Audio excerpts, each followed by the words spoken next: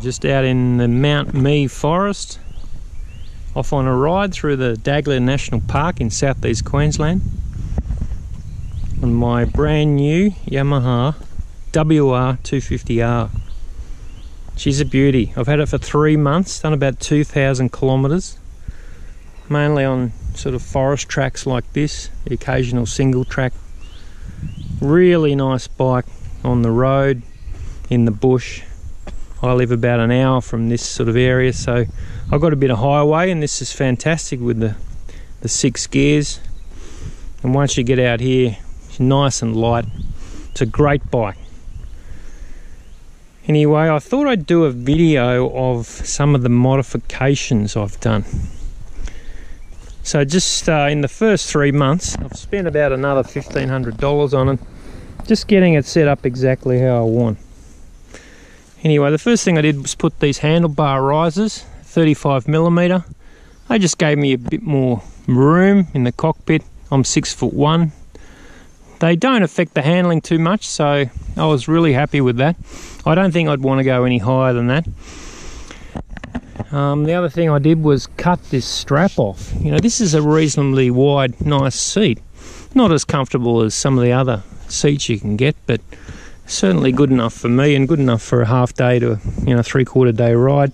But this stupid strap was just so annoying, so I cut that off, and you can sort of slide up and back how you want. I'm standing up a lot on the forest tracks anyway. On these new pegs I got, the pivot pegs, brilliant. They sort of pivot back and forward.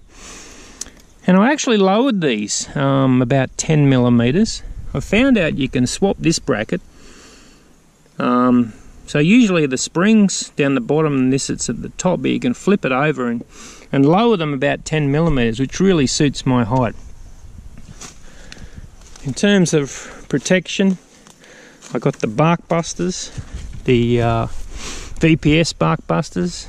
I got this extra bit of plastic here that you can remove if you like. Just gives a bit more wind, rain and hand protection. I got the radiator guard just here, from B&B. Really solid and lets a bit more airflow through there. The B&B bash plate is nice and solid.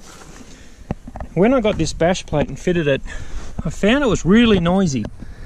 So I lined it with this rubber matting, this sort of anti-vibration, noise suppression, heat resistant rubber mat. And it's really reduced that clanging sound that I was hearing in my ears. So that's a really nice modification that I did. I bought a Skaggs rack and fitted that on the back here.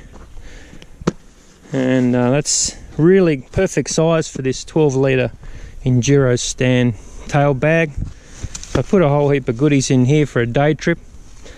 You know, extra tools and levers, spare tube, some food, first aid kit, wet weather gear, a spot satellite device, and that's about it.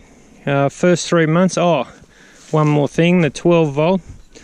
I can charge a phone and pump up my tyres. A little air pump in the bag here. I have my GPS. Haven't got it on today. I know this road pretty well, so didn't bring the GPS today. And that's it. It's a great bike. I really love it. I've had bikes in the past, but this is really one of my favourites for the type of riding that I'm doing on these sort of forest tracks.